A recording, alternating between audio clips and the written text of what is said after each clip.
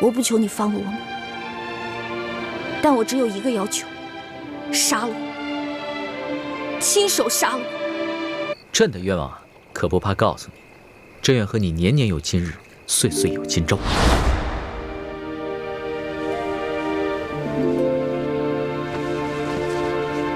此情此景，朕永生难忘。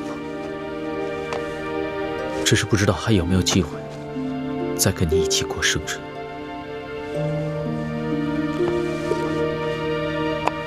龙小弟，怎么会呢？每年不都有生日吗？每年我们都可以一起过啊。你不愿意做朕的后妃，朕也没办法让你一直留在紫禁城里。你早晚会离朕而去，如何能陪朕年年过生辰？你是在怪我吗？朕不怪你，你生下来就和朕不一样。你是自由的小鸟，这个紫禁城啊，就像一个鸟笼子，把你给困住。也许你待在里面，并不快乐。我快乐，我跟你在一起的时候是最快乐的时候。龙小弟，你忘了，我的病只有你的龙珠才能治啊！我除非有万不得已的时候，我是不会离开你的。好，朕也想永远把你留在身边，永远，永远，永远。永远那么远，我们还是先珍惜眼下再说吧。是，永远太远了，先珍惜眼下吧。龙小弟，我看你今天好像很疲惫的样子。前些日子为了寻你啊，积压了这么多奏折，朕可能是批阅奏折太久，所以没有休息好。可是我觉得你今天的眼神有点伤感，是不是太皇太后把你叫过去，跟你说什么事儿了？你还说呢？这还不都怪你啊！朕抛下一大堆事情，悄悄地出宫寻你，被太皇太后好一顿说。太皇太后还要把你赶出宫去，朕安抚了大半个下午，才把她安抚好。龙小弟，我错了，是我太任性了，以后再也不这样了。确实是不能这么任性了，再这么任性的话，恐怕连朕也保护不了你。好了，先回去吧，朕还要批阅奏折呢。要是再留在这儿的话，朕又得分心，那恐怕又得熬夜。知道了，那我先走了，龙小弟。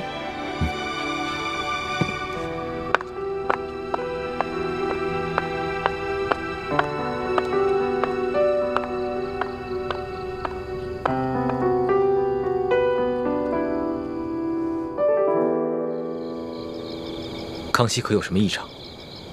没有感觉有什么异常，就是觉得他有点疲惫，精神不振，似乎还有一点不易察觉的伤感。伤感？他说是为了上一次我离宫出走的事情，太皇太后把他叫过去一顿训斥，还逼着他把我赶出皇宫。我现在才知道，太皇太后之所以要把那些宫女还有淑妇赶出去，是为了怕伤了皇上的面子，咱们虚惊一场。看来鳌拜的病还没有被治好。等义父和师傅们回到京城，我再和他们商量一下，想办法除掉鳌拜，以绝后患。老大，难道你的出现真的只是朱明联盟设下的一个圈套？你和朕那么多美好的过往，都是假的吗？没错，都是假的。李爱卿，别叫那么亲热，我不是你的爱卿，她也不是你的欢儿。你早知道我们的真实身份，还装什么装？今天不是我死，便是你亡。朕有什么对不住你们的吗？朕一直待你如兄弟。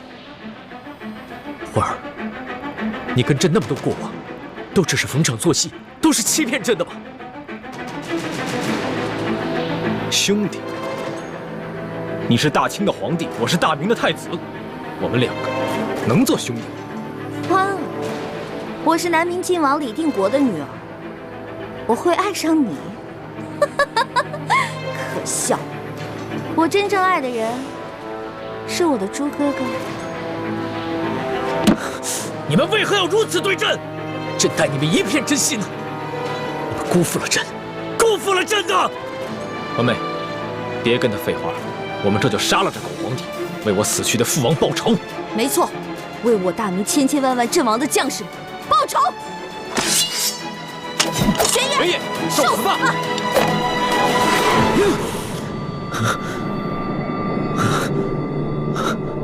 皇上，您是不是一宿没睡了，累着了？真没事。所图到了没？哦，一直在外面候着呢。宣他进来。这，慢着。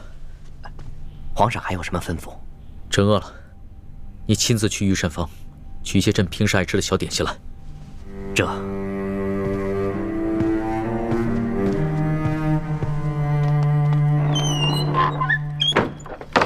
左大人，皇上宣你进去。啊。奴才给皇上请安。免礼。查得怎么样了？回皇上的话，奴才的心腹根据鳌拜提供的情报，终于查到了明珠谷的所在地，与李易欢兄妹透露出来的信息完全吻合。当地确实在李易欢10岁的时候发生过大旱，而且附近的府县也曾发生过多起库银失盗案。你的手下进入明珠谷没有？没有，明珠谷只有一处隐秘的入口，那是一条易守难攻、机关重重的密道。奴才怕打草惊蛇，让他们先不要妄动。皇上，这种种迹象表明，鳌拜所言非虚，这李氏兄妹是朱明联盟乱党的证据，现在已经是越来越清楚了。可这些证据死还不足，朕要的是铁证，是铁证，明白吗？奴才明白，皇上。可是皇上您要什么样的铁证呢？鳌拜不是有一个卧底叫黑狐在明珠谷吗？朕要亲自见见他。奴才这就安排。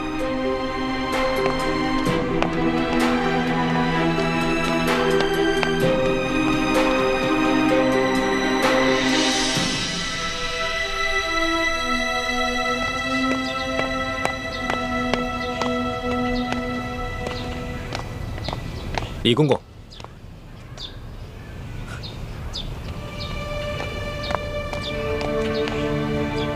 什么事儿？康熙可有什么异常？皇上现在正在召见索额图。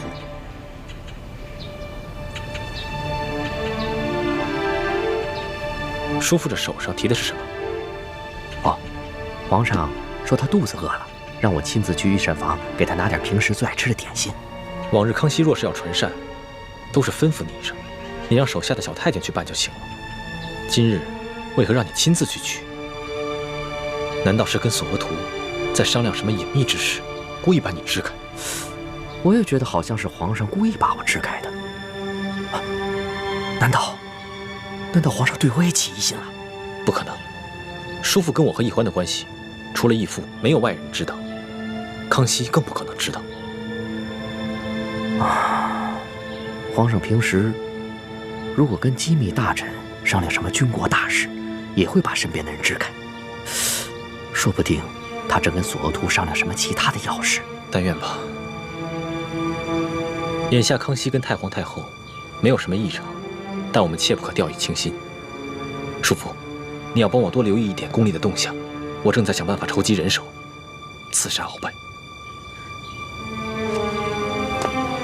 建清，我求求你们，还是从紫禁城中撤走吧，太危险了。我都一把岁数的人了，我不想再天天的受惊吓。不行，事情还没有明朗，就这么撤走的话，损失太大了，我没办法向义父还有师傅们交代。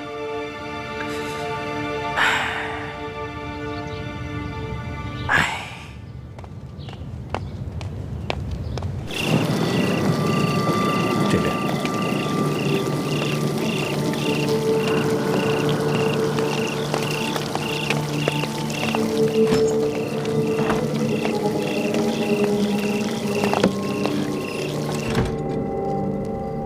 你就是黑狐。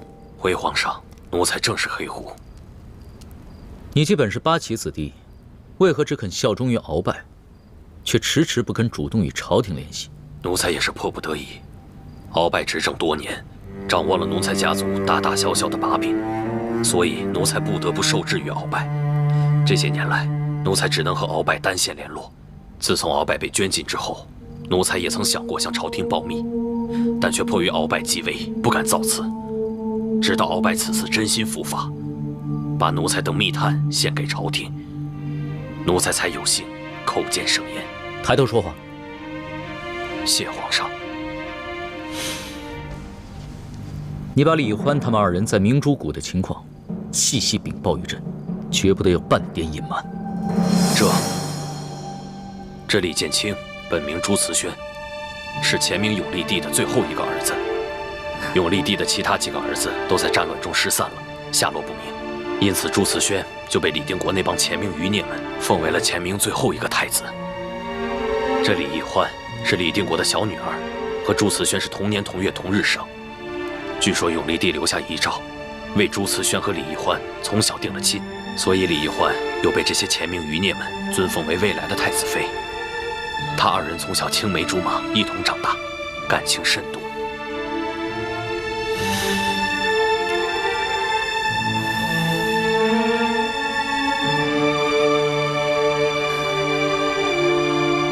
好了，你回去吧，继续待在明珠谷。朕赐你一个腰牌，要是有紧急情况，你可以直接进宫面圣。不过你得小心提防，不能让朱思轩和李易欢发现。奴才明白。皇上还要提防李公公。奴才听李定国说过，李公公被鳌拜下了大补丸之毒。鳌拜被圈禁之后，朱李二人利用大补丸的解药胁迫了李公公，李公公便做了他们的耳目。这件事情鳌拜也发现了。自从鳌拜被圈禁之后，李德福再也没有找鳌拜要过大补丸的解药，显然是投靠了朱李二人。鳌拜已经跟朕禀报过了。奴才这里还有件重要政务，本来想交给鳌拜，但是鳌拜让奴才亲自呈现给皇上。这个鳌拜，终于知道该怎么样做一个本分的臣子了。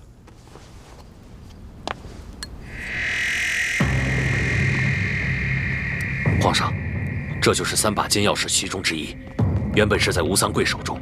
吴应奇护送永历帝的遗物进京途中，被李易欢的师姐樊倩影调了包，钥匙落在朱慈轩手中，所以奴才才有机会又从朱慈轩手中调了包。也就是说，现在吴三桂和李定国手里的金钥匙都是假的。这把金钥匙才是吴三桂绞杀永历帝后，从永历帝身上得到的赠品。好，你做得很好。待朕剿灭乱党之后，必将重重赏你。奴才谢主隆恩，奴才不便在此久留，奴才告退。去吧。谢皇上。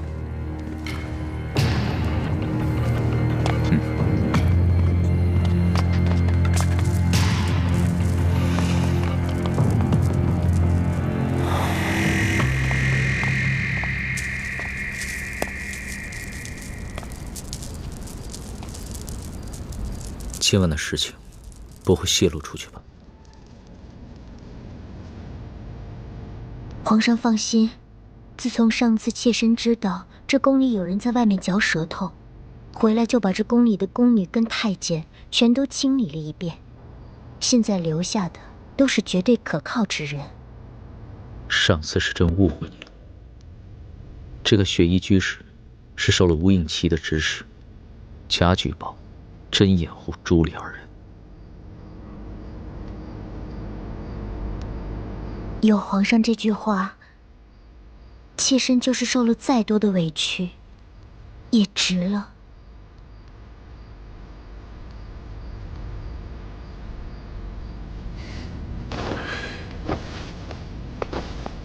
皇上，接下来该怎么办？要不要马上抓捕雪清城、朱慈轩、李易欢？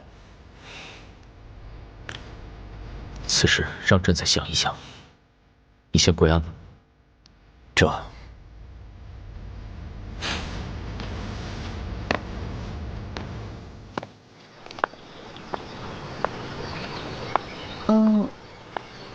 龙小弟，你怎么心事重重的？有什么事儿吗？还不是吴三桂又给朕出难题了。不提这些烦心事了，你且陪朕散散心就好了。哎，过来看，看到了吗？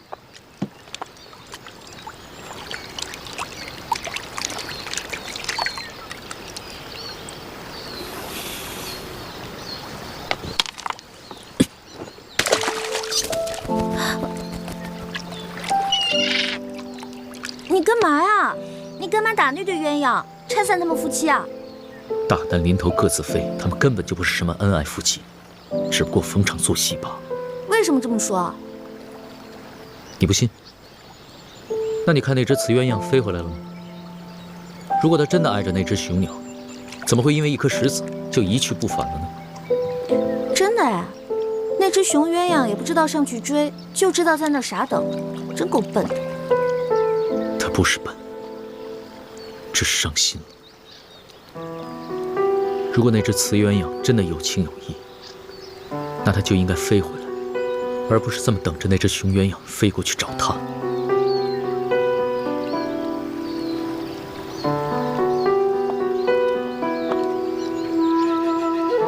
龙小弟，你是在借鸳鸯埋怨我吗？也不是埋怨，只是有一些伤感罢了。太皇太后一直对你不满，皇后和后宫的嫔妃也一直对朕宠爱你，多有非议，连朝中的大臣都对朕非议不断。你知道朕承担了多大的压力吗？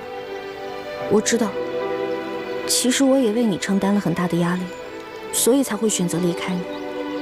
但是当我看到你不顾一切来找我的时候，我顿时没有了主意，只有跟你回宫。你对朕的一片真心，朕是能感受得到的，这是朕最大的欣慰之处。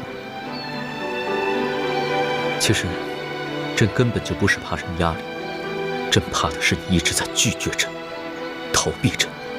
你心里一直念着你那未婚夫，早晚有一天你要出宫跟他成婚。每每想到这儿，朕就觉得心痛如绞。你明白吗？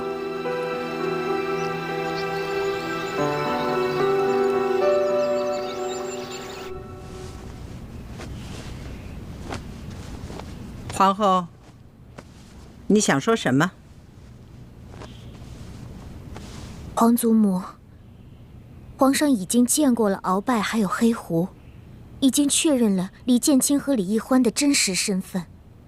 可皇上为什么还迟迟不将他们捉拿问斩？难道到了这个地步，他还是割舍不下吗？鱼在网里，你还怕他跑了不成？这次皇上是动了真情了，这一跤他是跌得不轻啊。也算是他一次挫折吧，给他一点时间缓缓，待他醒悟了，自然就会收网。皇后啊，万万不可心急。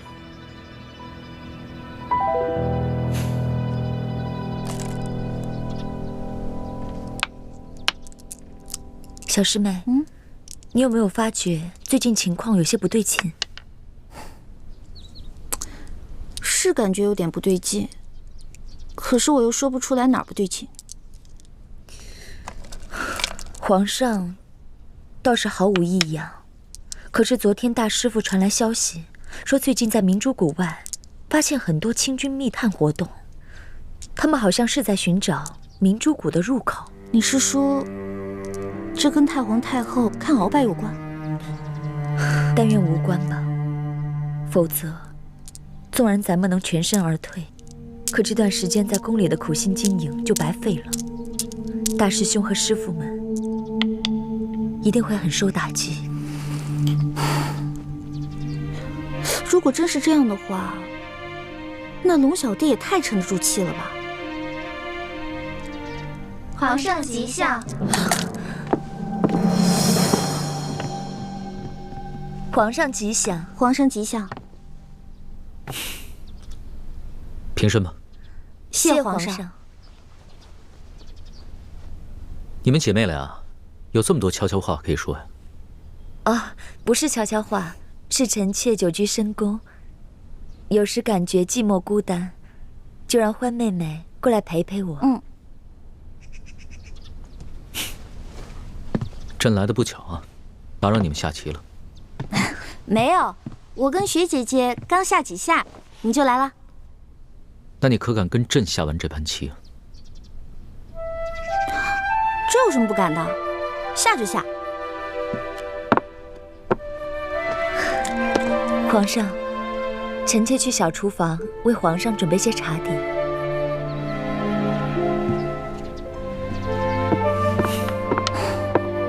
龙小弟，你确定要下这儿吗？你可输定了。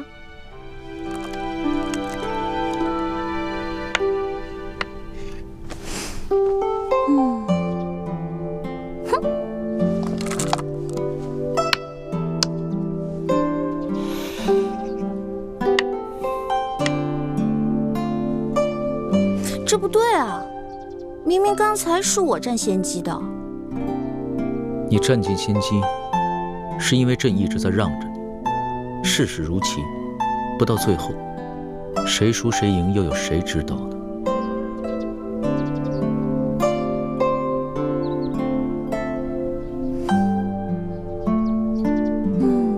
龙小弟，你刚才那2个棋下的有问题啊！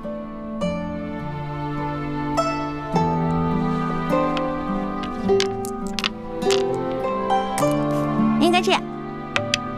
好了，我赢了。毁棋啊！落棋不毁真君子。反正我又不是君子，我是小女子。龙小弟，这盘棋你输了。好，那朕认输。其实这世间事，赢又如何，输又如何？只要能哄得你一时开心，朕认个输又何妨？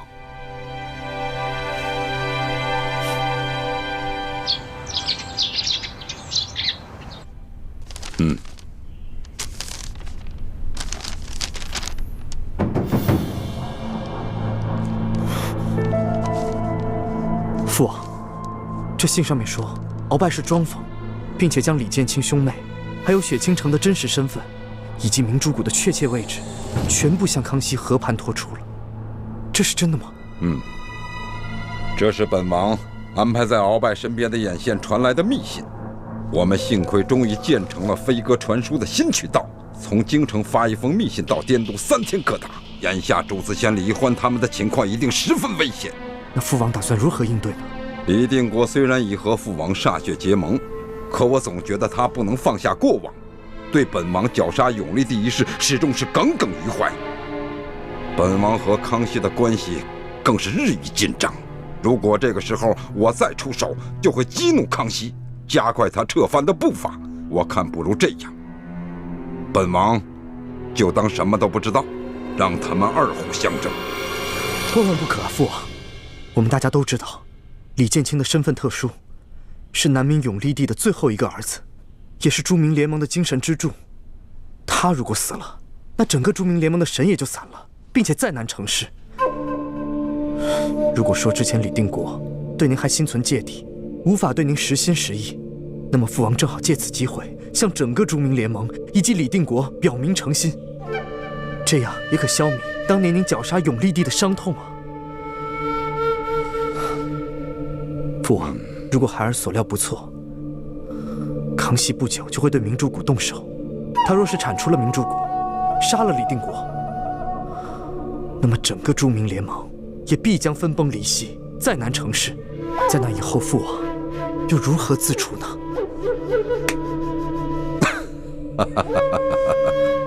父王真是糊涂了，还是妻儿你点醒了父王。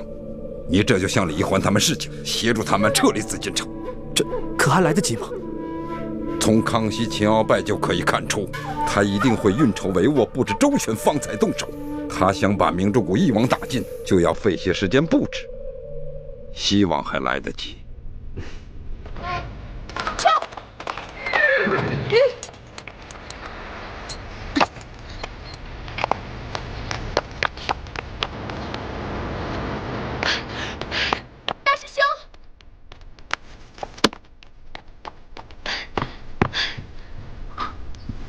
樊世美，你跟叶师弟不应该在滇都吗？怎么突然跑回京城来了？哎呀，这个你就先别问了。我和叶师弟3天前就已经到京城了，只是一直没有告诉你们。我现在赶来是有紧急的情报要告诉你们。我刚刚接到吴应奇的飞鸽传书，你、雪姐姐还有小师妹的身份都已经暴露了。你怎么知道的？吴三桂在宫中的眼线不仅雪衣居士和雪姐姐这一条线，他在天牢和鳌拜府中也都埋伏了眼线。还好康熙他行事谨慎，到现在都还没有动手。我这一接到飞鸽传书，便马上过来通知你们了。你赶紧通知雪姐姐和小师妹，赶快撤吧。好，我马上回宫。既然你跟叶师弟3天前就回到了京城，为什么一直没有通知我？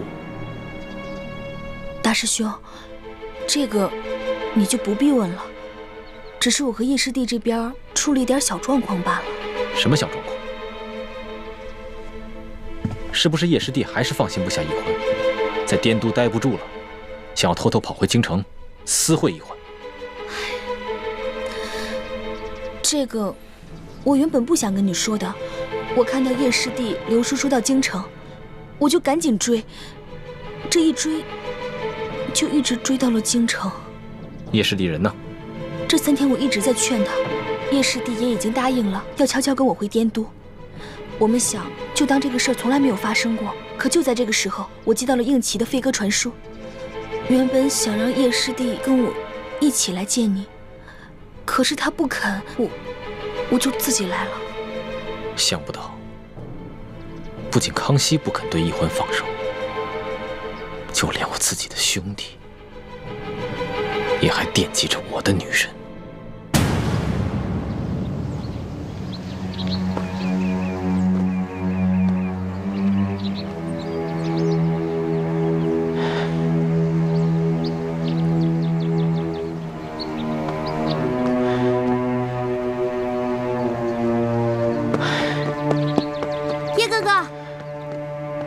太难找了。小师妹，你总算来了。你不知道我等你等得好心焦啊。你以为皇宫那么好出来啊？想进就进，想走就走啊？我费了老大劲儿才骗过守卫呢。咱平时不在慈航药铺接头吗？为什么今天在这儿啊？而且你给我的暗号那么少，我找你一路了。我故意把暗号留得很少，就是不想明珠谷其他的人看见。为什么？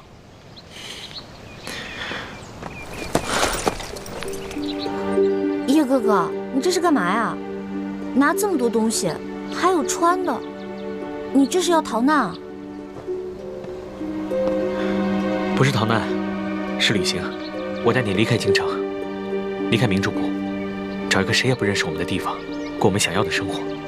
你跟我们2个离开明珠谷？对，就你和我。这辆马车里装着我多年的积蓄。虽然比不上你在宫里的生活，但也可以让你一辈子衣食无忧了。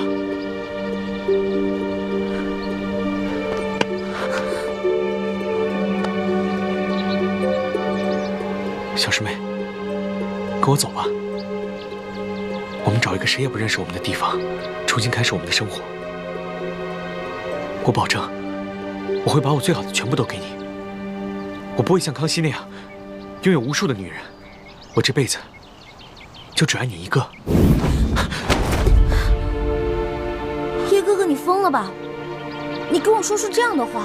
不，我没疯。你自己好好想一想，康熙他真的爱你吗？他有江山和美人，他只是图个新鲜罢了。就算康熙他真的爱你，可你是前明靖王的女儿，是前明永历帝钦定太子妃。如果他知道了这一切，他还会爱你吗？我们再来说朱思轩，大师兄他爱你，对吧？你错了，大师兄和康熙一样，爱的都是江山。你们的情谊在江山面前，比起来什么都不是，比一根羽毛还要轻。他们跟你不是一路人，我跟你才是。你不是曾经说过，这天下到底是姓爱新觉罗还是姓朱，跟我没有什么关系。其实我也是这样想的，我才是无欲无求。可以和你长相厮守一辈子的那个人。不可以，不可以！小师妹，我对你的心日月可见，你为什么就不能给我一次机会呢？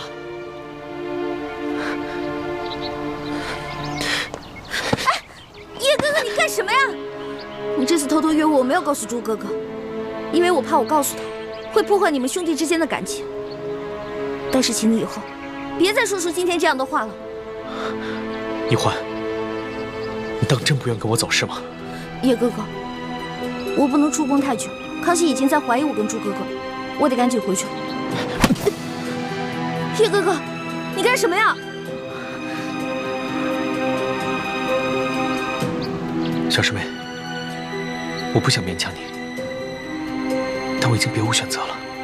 叶哥哥，你疯了吗？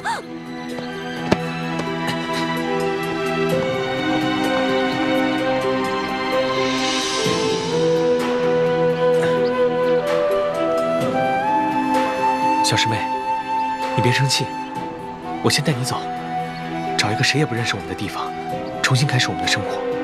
等我们成了亲以后，我再和你回来，向晋王还有我爹爹谢罪，别怪我。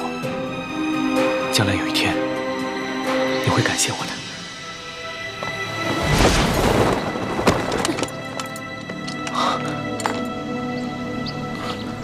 樊师姐，你怎么来了？我看到你留的暗号了。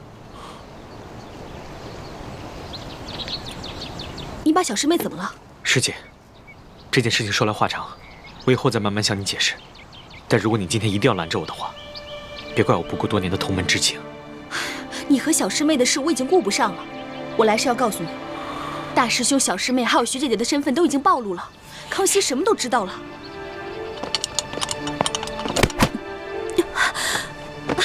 樊姐姐，你说的是真的吗？龙小弟已经知道了。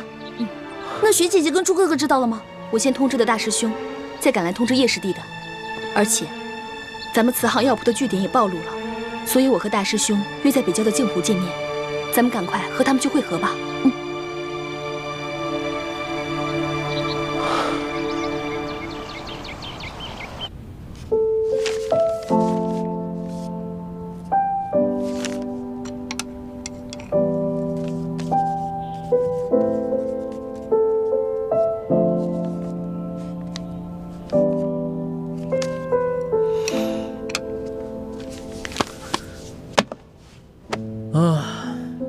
终于忙完了。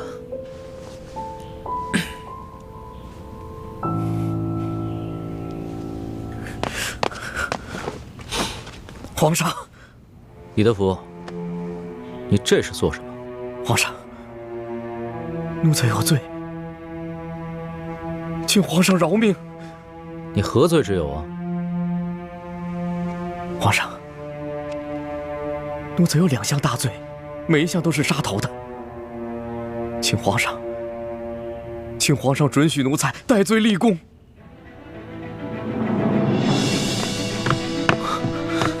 大师兄，怎么了？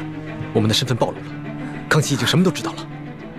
难道鳌拜真的装疯了？是，康熙之所以迟迟没有动手，就是想顺藤摸瓜，把我们所有人一网打尽。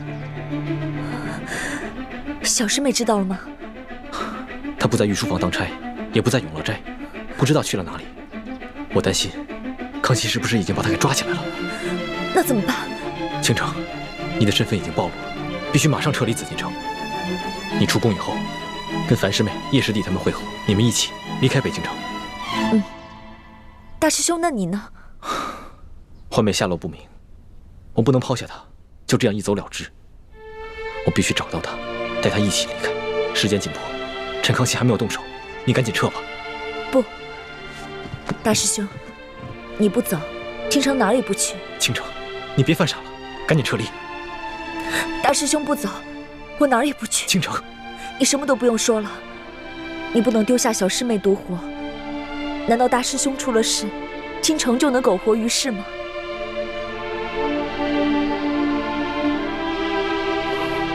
倾城，我不值得你为我这样。值不值得，由我的心决定。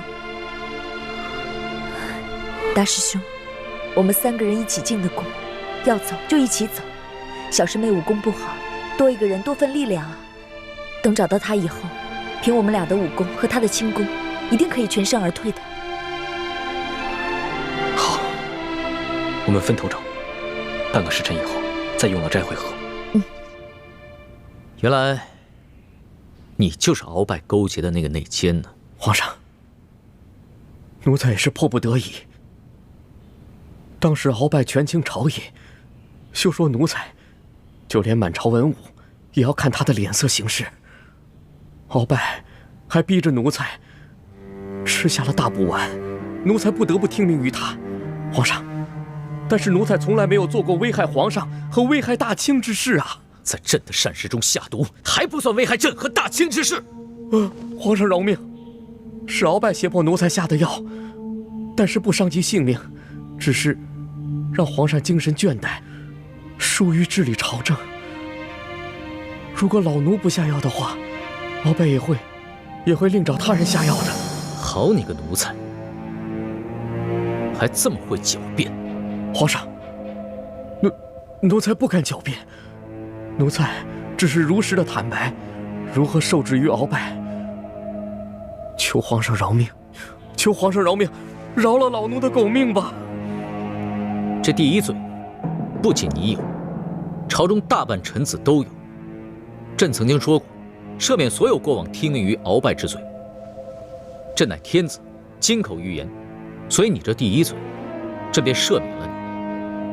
那这第二大罪，谢皇上。鳌拜伏法以后，并没有供出奴才，奴才仍然悄悄地找鳌拜去拿解药。可是没想到，那一日，站住！站住！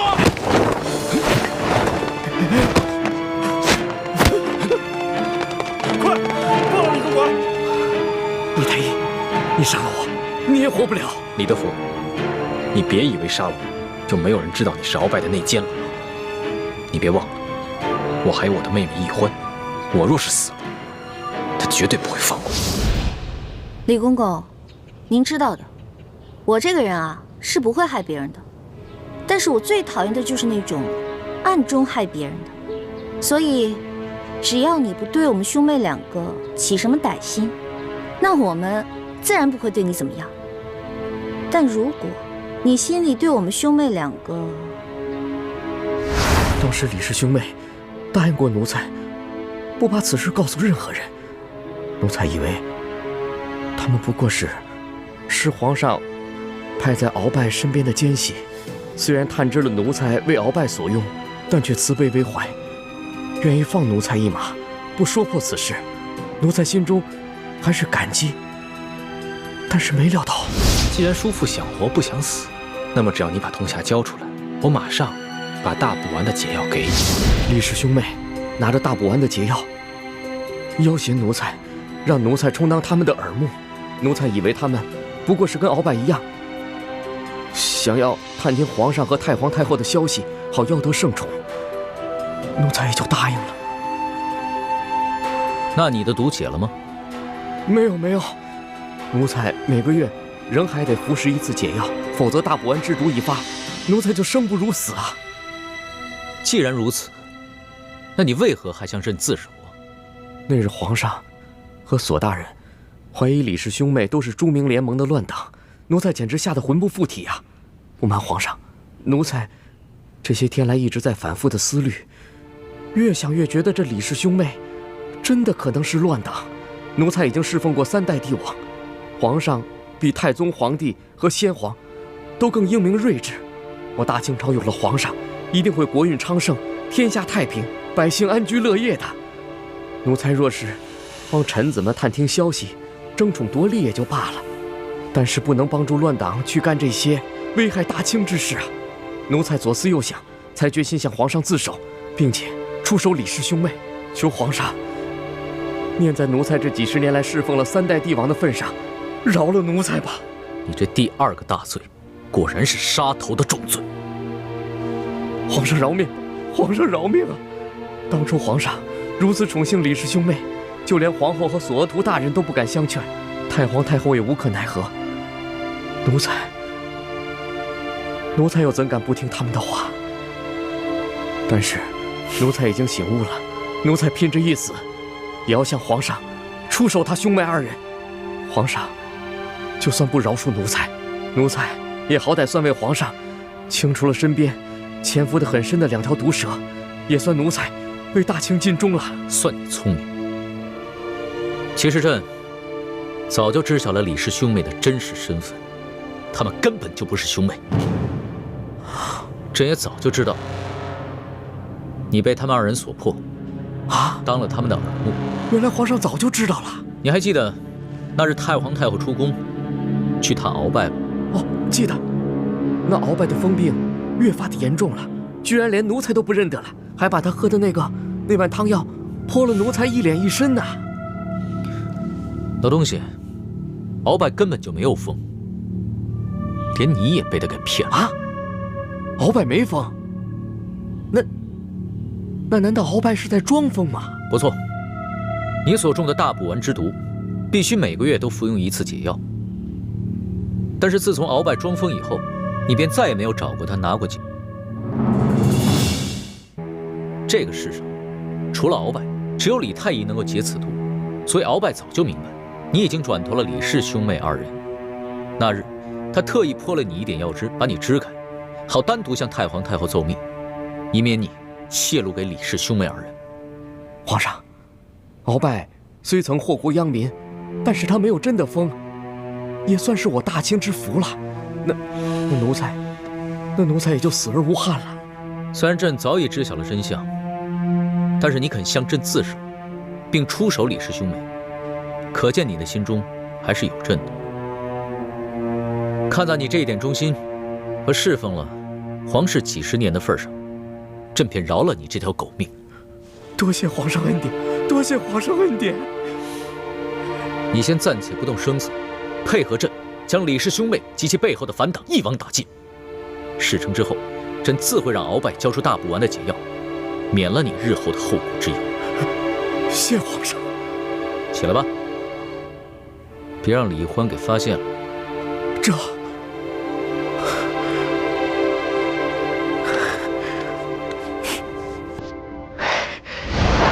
什么？鳌拜装疯？眼下形势非常危急，不仅我跟易欢的身份暴露，就连你在暗中帮助我们传递消息的事情也肯定暴露了。康熙只是不想打草惊蛇，才装作不知道。哎呀，哎呀！我就说过，我这条命早晚会搭在你们手上。哎，叔父不必如此沮丧，我早就说过，绝对不会连累叔父。好在义父不想让著名联盟的人知道有你这么一个弟弟，所以叔父的真实身份就只有义父我易欢知道。眼下我们就要撤离紫禁城了，也不能抛下你不管。这样吧，叔父，你跟我们一块撤吧。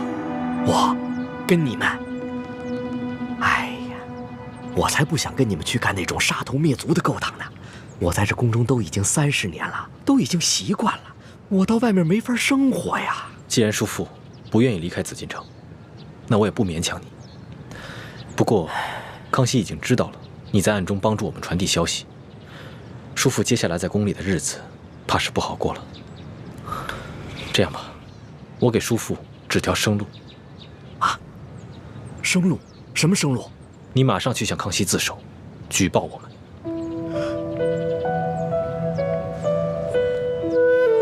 你是说让我举报你们？虽然康熙是我们的敌人，但他能不杀鳌拜，不杀雪衣居士，饶恕倾城，说明他胸怀博大，能容人之所不容。只要你去举报我们，让他明白，你对大清还有一份起码的忠诚，不过是受我们的胁迫，暗中帮我们传递点消息，他应该能够饶你一命。这也算是我这个侄子对叔父的一点交代吧。我去举报你们。静静，我真是没想到，在这种生死关头，你没有顾着自己去逃命，也没有逼着我去跟你们一起浪迹天涯，而是让我去举报你们，保护我自己。看来，我这个叔父，在你心里，还真是被当成一个亲人了。那是自然。我若连人伦亲情都不顾，与禽兽何异？将来还有何脸面去跟康熙争这个天下？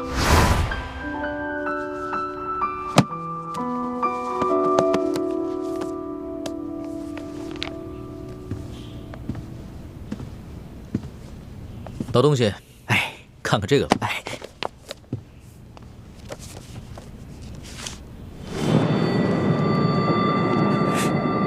皇上，这画的不是奴才吗？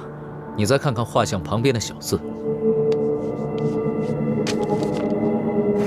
李定国啊，李定国，皇上，他不是朝廷一直通缉的乱党的头目吗？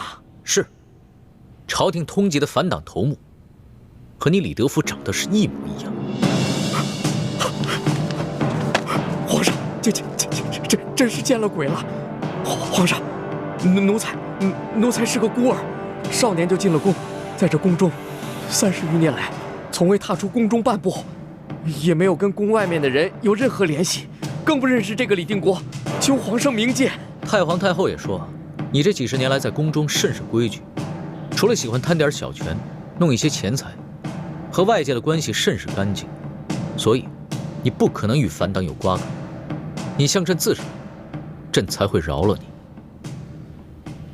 行了，起来吧。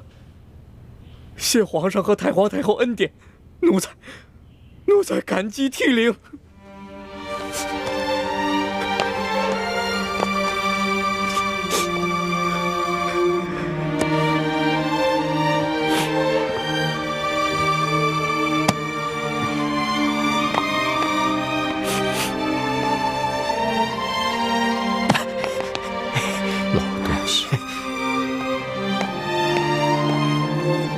皇上果然如建清所说，胸怀宽广，能容人之不能容，将来定是一代明君的。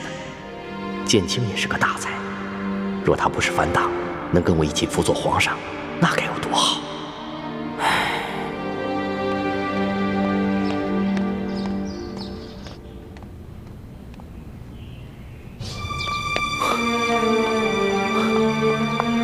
死丫头，跑哪儿去了？大师兄，找到玉环了吗？还没有。你呢？没有，我把他所有爱去的地方都找遍了。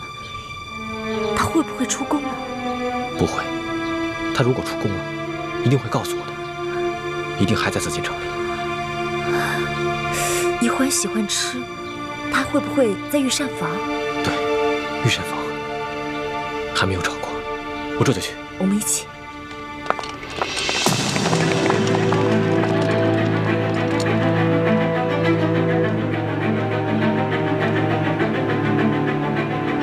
李太医也在，真的太好了，也省得我再跑一趟太医院，单独请李太医来赴宴了。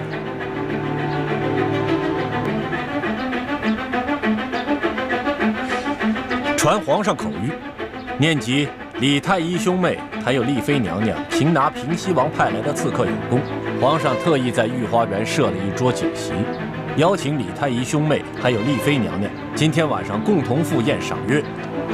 钦此。好，我等奉旨。大胆，还不下跪！哎，这里哪有你说话的份儿？这，皇上说了啊，一定不能为难李太医还有丽妃娘娘。你们几个都是大内顶尖的高手，一定要确保李太医还有丽妃娘娘要准时赴宴。不得有半点差池。这。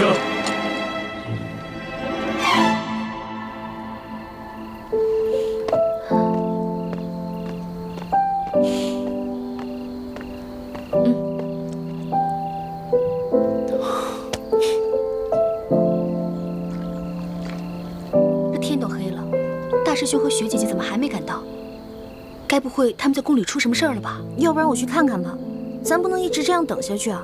不行，你现在回宫里，岂不是自投罗网、自寻死路吗？要不这样吧，小师妹你留在这儿，我和叶师弟潜入宫里，看看究竟出了什么事儿。那更不行了，你们对宫里的环境情况什么都不了解，贸然闯入只会更危险。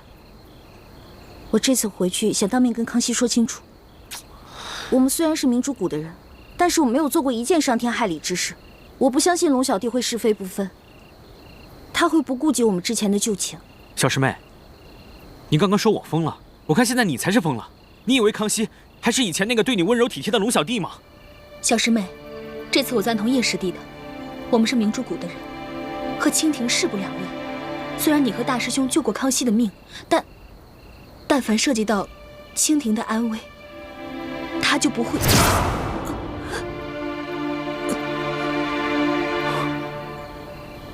樊师姐，小师妹，你……樊姐姐、叶哥哥，对不起了，我刚刚在你们喝的水壶里放了呆若木鸡散，因为我知道你们不会让我回去的。但是我心里早就想好，我要回去接应雪姐姐跟朱哥哥，我要当面跟龙小弟说清楚。你们放心吧，2个时辰以后你们就没事了。我得先走了。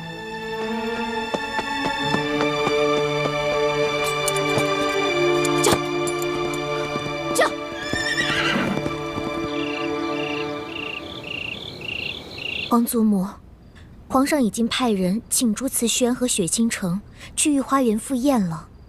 看来皇上今夜可能是要收网了。可是这个李易欢却不见了。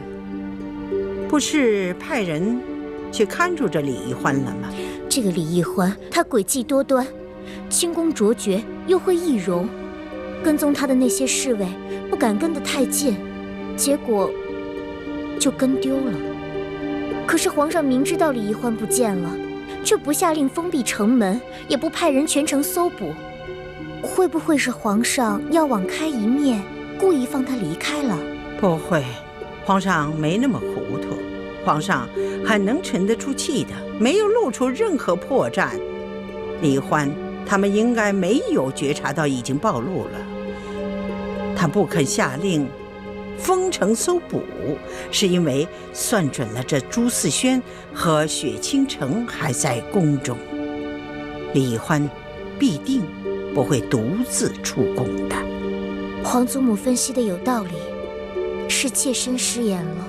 你呀，这就叫关心则乱了。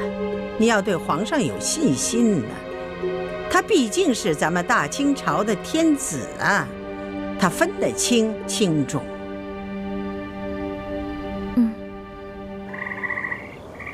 明月几时有？把酒问青天。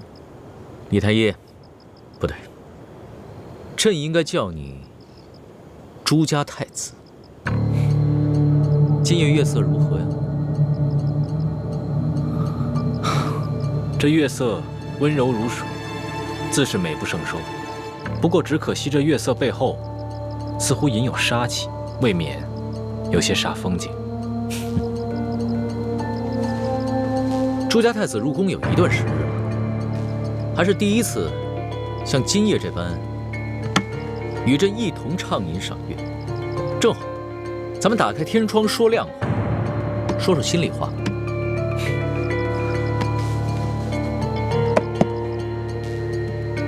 朱某乐意奉陪。朕问你，在你的心中，朕是怎样的一位皇帝？皇上天纵英才，年少有为，励精图治，博学广识。更难得的是，胸怀宽广，能容常人之所不能容。虽然年纪轻轻，已将帝王之术习得炉火纯青。没想到朱家太子对朕的评价这么高。不过朕相信，你说的都是实话，都是出自真心，发自肺腑。那你知道，在朕的心里是怎么评价你的吗？朱某，愿闻其详。你亦是天纵英才，年少有为，励精图治，博学广识。最重要的是，你胸怀宽广。你说这能容常人之不能容，你却是能忍常人之不能忍。你年纪轻轻啊，就已经具备了为君者之才能格局。想不到皇上对朱某的评价如此之高，不过朱某也相信，皇上这话是发自真心，出自肺腑。不错，你我二人应该是真心彼此欣赏，算得上是知己。来，你我知己二人，且同饮一杯吧。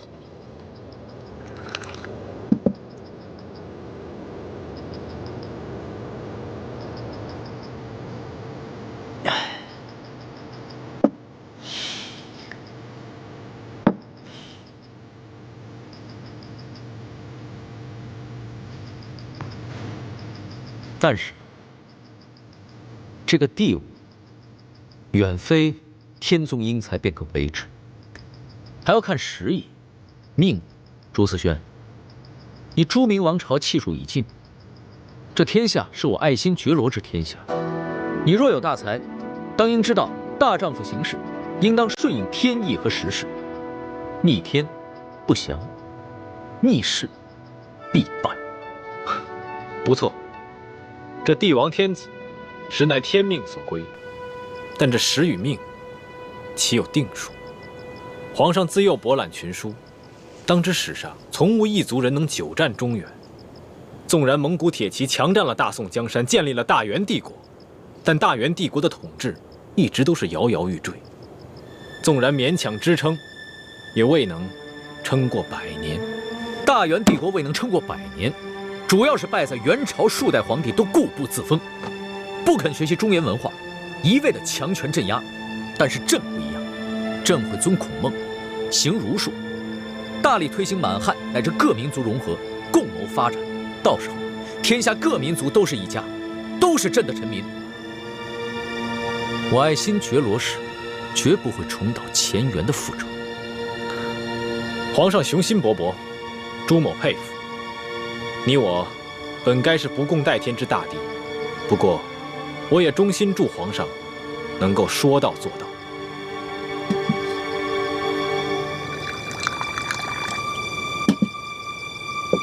来，朱某敬皇上一杯。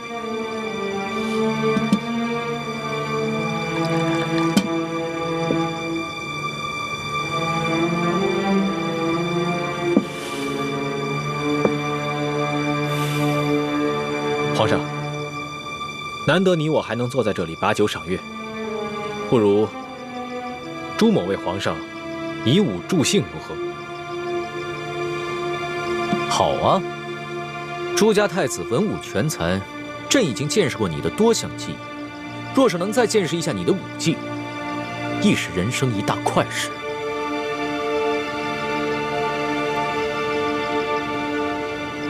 皇上。倾城自入宫以来，多蒙皇上照顾，倾城感激不尽。如今分别在即，就让倾城为皇上第一次献舞，也是最后一舞。丽妃以舞向朕告别，也算是有心了。龙小弟、朱哥哥，你们千万不要动手啊！不管你们谁杀了谁，我都受不了。菩萨保佑，菩萨保佑啊！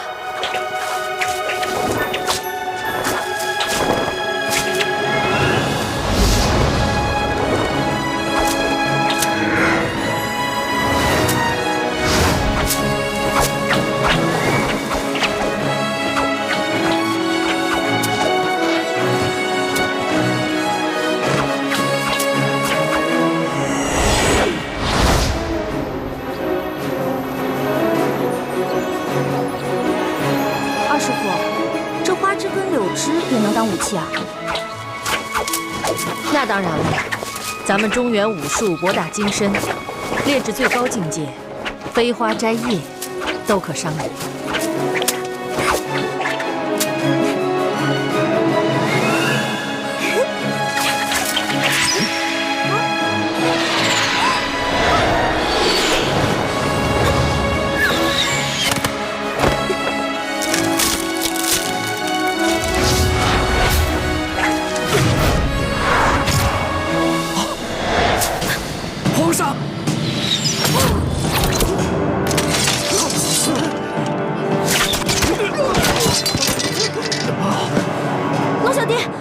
没事吧？没想到到了这个时候，你还愿意舍身救人。朱哥哥，你答应过我，你不会伤害龙小弟的。我并没有想要杀他，我以为你落在他的手里，所以在这花叶上下了毒，想让他受伤中毒，不得不放了你。那现在解药呢？只要他放我们平安离开，我自会交出解药。你没事？朕穿了你给的金蚕背心。一欢，你之前去哪儿了？我们都快担心死你了。我之前出宫了一趟，遇到了樊姐姐，我才知道你们在宫里有危险。我这次回来是跟你们同生共死的。大师兄，左额图不见了。一欢，你不该回来的。康熙已经布下天罗地网，我们逃不出去了。龙小弟，你真的要把我们全都杀了吗？太皇太后下了懿旨，要将你们这些反党一网打尽。好，我不求你放了我们，但我只有一个要求：杀了我，亲手杀了我。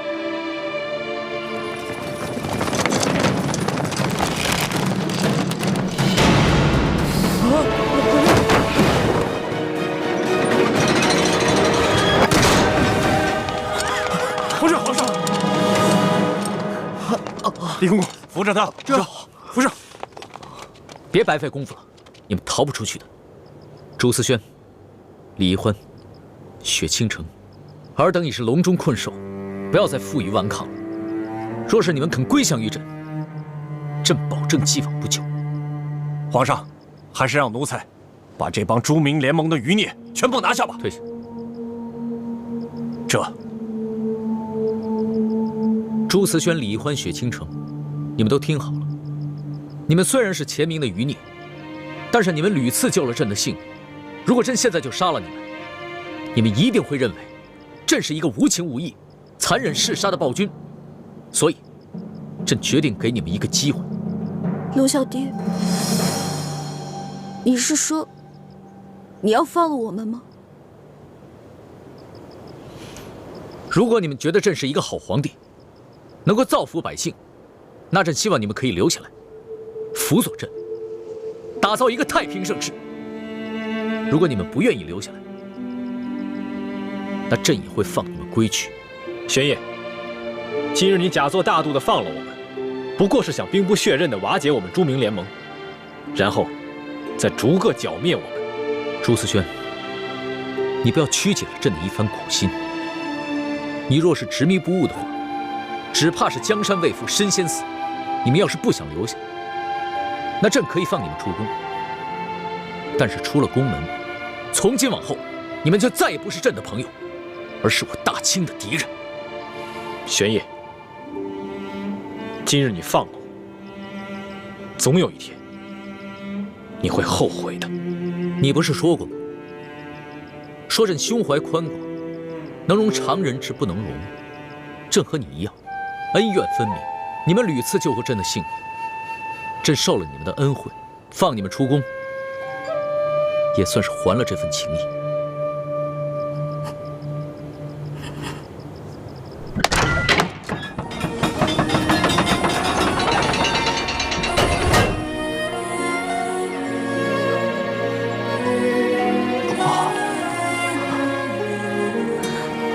朱哥哥，李公公中了你的毒液镖，把解药分他一份吧，不要滥杀无辜。好。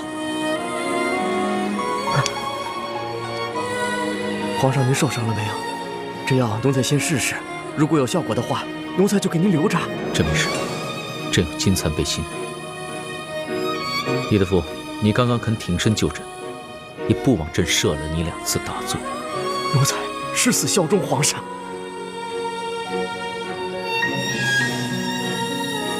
所图，奴才在。传朕旨意，放李易欢、朱慈轩、雪倾城3人出宫，3日之内不得追捕3日之后，他们就是朕的敌人。一经发现，立即捕杀，绝不留情。奴才遵旨。你们听到了吗？放他们出宫。现在是走是留？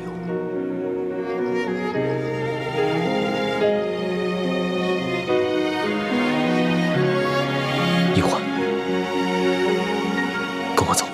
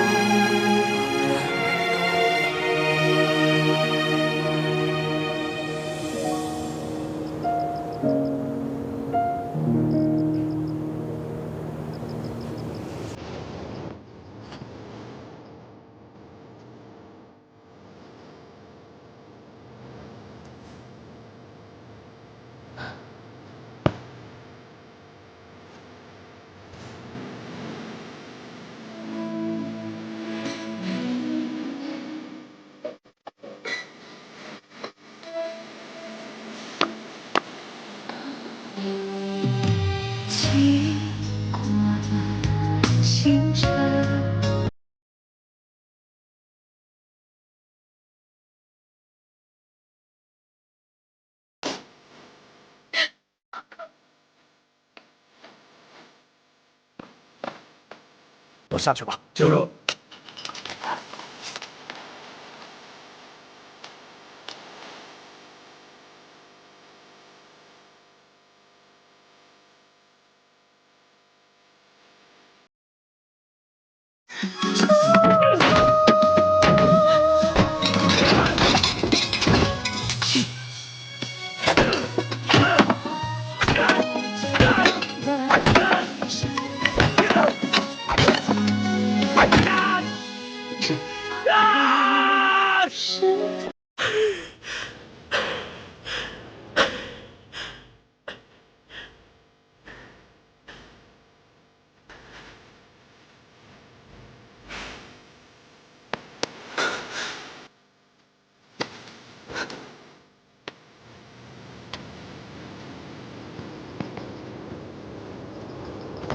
皇上，你可是一国之君啊，为何置大清安危不顾啊？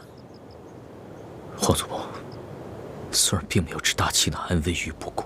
你明明已经是放虎归山了。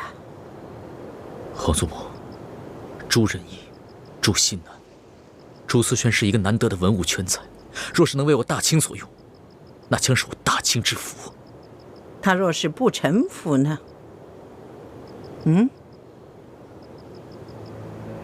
那朕就拔了他的牙，剪了他的爪。